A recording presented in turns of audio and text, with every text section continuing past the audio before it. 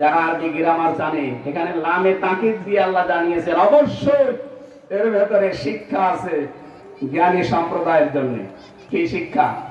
15.5 বছরে তত্ত্ববটন সব জায়গায় ওদের শিকড় ওরা তৈরি করে নিয়েছিল, কিন্তু জুলুম করার কারণে দেখেন হে নবী আমি কি করেছি, ওদের বাড়ি ঘর পর্যন্ত এখন টয়লেট বানিয়ে দিয়েছি, ওজার গৃহ হয়ে গেছে।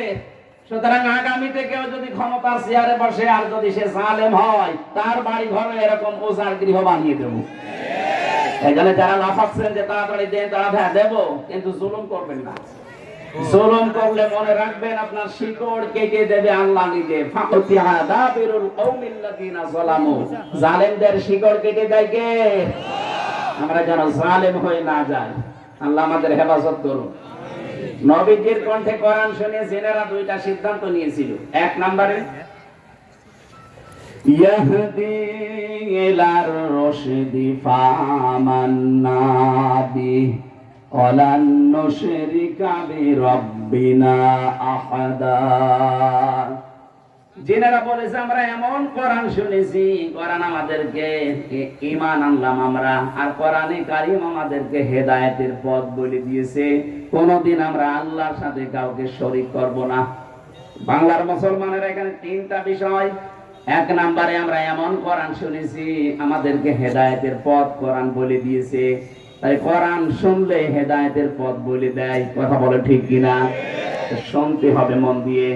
দুই নম্বরে আমান্না বি, আমরা ঈমান আনলাম। এরপরে ঈমান আমরা এমন ভাবে এনেছি জীবনে আর কোনদিন ওই আল্লাহর সাথে ঈমানের ভেতরে শরীক করব না। আবহমান কাল থেকে আমরা কোরআনে কারীম শুনছি, পথ তো পাই না, ঈমানও সঠিকভাবে আমাদের আনা হয় না, কারণ আমাদের ঈমানে শিরিক আছে না নেই? আরো জোরে বলেন। বাংলাদেশে একটা সূক্ষ্ম শিরিক এইটা। এইদিকে তাকান। আল্লাহ যেটা পারে ওইটা অন্য কেউ পারে বিশ্বাস করার নাম শিরিক, আর শিরিক যারা করে তারা মুশরিক। এটা ক্লাস চলছে, জবাব দেন তো ঠিক আছে কিনা? আল্লাহ যেটা পারে ওইটা অন্য কেউ পারে বিশ্বাস করার নাম শিরিক, যারা করে তারা বলেন। সন্তান দিতে পারে কে? এটা কোন বাবা পারে, কোন দরগা পারে, কোন পীর সাহেব পারে? এই বিশ্বাস যারা মেয়েরা করে, আপনি শিরিক করছেন, আর শিরিক করলে আপনি মুশরিক। আলা লাহুল খালকু ওয়াল আমর, আল্লাহ পাক বলেন বানিয়েছি আমি, আইন চলবে আমার। কি? সুতরাং আল্লাহর আইন বাদ দিয়ে যারা মানুষের তৈরি করা আইনে দেশে কায়েম করতে চান, তারা শিরিক করছেন। শিরিক করলে আপনি আরো জোরে আন্নাল কুওয়াতা লিল্লাহি জামিয়া, ক্ষমতার উৎস কে? যাদের ভেতরে এই বিশ্বাসটা এখনো জন্মায়নি যে ক্ষমতার উৎস আল্লাহ, যারা বলে ক্ষমতার উৎস জনগণ, তারা শিরিক করছে। শিরিক করলে তারা আর কয়টা বলবো? জিনেরা কয়েক মিনিট কোরআন শুনে যদি এত বড় বড় সিদ্ধান্ত নিতে পারে, কি হয়েছে আপনাদের? সে জন্মের পর থেকে কোরআন শুনছেন, কোন পরিবর্তন নেই, পরিবর্তন নেই, যে শিরিক ছিল সেইটাই আছে। আজকে জীবনে পাল্টিয়ে ফেলা যায় না কি? যে জীবন থাক আর যাক আমি শিরিক করব না। শিরিকে যারা আছে ওখান থেকে আমি মুখ ফিরিয়ে নিলাম। আমাদের জাতির পিতা ইব্রাহিম আলাইহিস সালাম তিনি মুখ ফিরিয়ে নিয়েছিলেন শিরিক থেকে। ইন্নী ওয়াজ্জাহাতু ওয়াজহিয়া লিল্লাযী ফাতারাস সামাওয়াতি ওয়াল আরদা হানিফা ওয়া মা আনা মিনাল মুশরিকিন। আমরা অনেকে জায়নামাজের দোয়া বলে এটা চালিয়ে দেই, অথচ এর ভেতরে সব আল্লাহ পাক ইব্রাহিমের মাধ্যমে বলিয়ে দিয়েছেন। তিনি বলেছিলেন অবশ্যই আমার এই চেহারা আমি ঘুরিয়ে দিলাম আসমান আর জমিনের যিনি উদ্ভাবক, আমি একনিষ্ঠ ভাবে ঘুরিয়ে এসেছি, আমি মুশরিক না। জাতিকে আমরা শিরিক থেকে বাঁচাতে চাই, কারণ বাংলাদেশ যদি শিরিক মুক্ত হয় তাহলে এই ৫৬,০০০ বর্গ মাইল নিরাপত্তা দিয়ে ঢেকে দেবেন আমার আল্লাহ। আপনি কাবা শরীফের দিকে একটু তাকান, অমান দাখালাহু কানা আমিনা। কাবার চত্বরে যারা যায় তাদের নিরাপত্তা দেয় কে? কোন খুনের ভয় নেই ওখানে, কোনো চুরির ভয় নেই, কোনো ছিনতাইয়ের ভয় নেই, ডাকাতির ভয় নেই, কিছু হারিয়ে যাবে সেই ভয় নেই কাবার চত্বরে। আল্লাহ বলেন পুরাটা জায়গা আমি একেবারে নিরাপত্তা দিয়ে দিয়েছি। আমার প্রশ্ন, বাংলাদেশ কি কাবা শরীফ? কথা বলেন।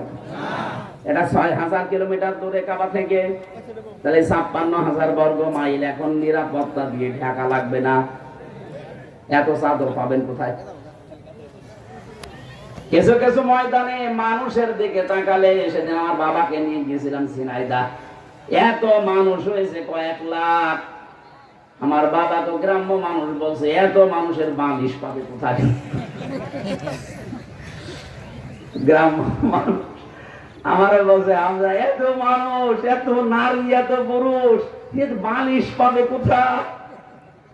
আমার তো ঠিক ওইটাই মনে হচ্ছে। ৫৬,০০০ বর্গ মাইল নিরাপত্তার চাদর দিয়ে আপনি ঢাকবেন, এত চাদর পাবেন কোথায়? সূরা আনআম ৪৪ কি ৮২ নাম্বার আয়াতে আল্লাহ দলিলটা দিয়েছেন। আপনারা আছেন তো? নাকি শেষ করে দেব? না না, এখন শেষ হবে না। হ্যাঁ,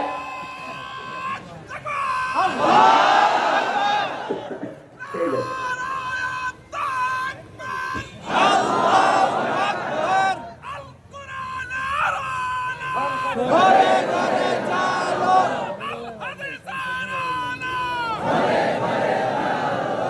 ঠিক আছে ভাই, এখন আর লাগবে না, থাক।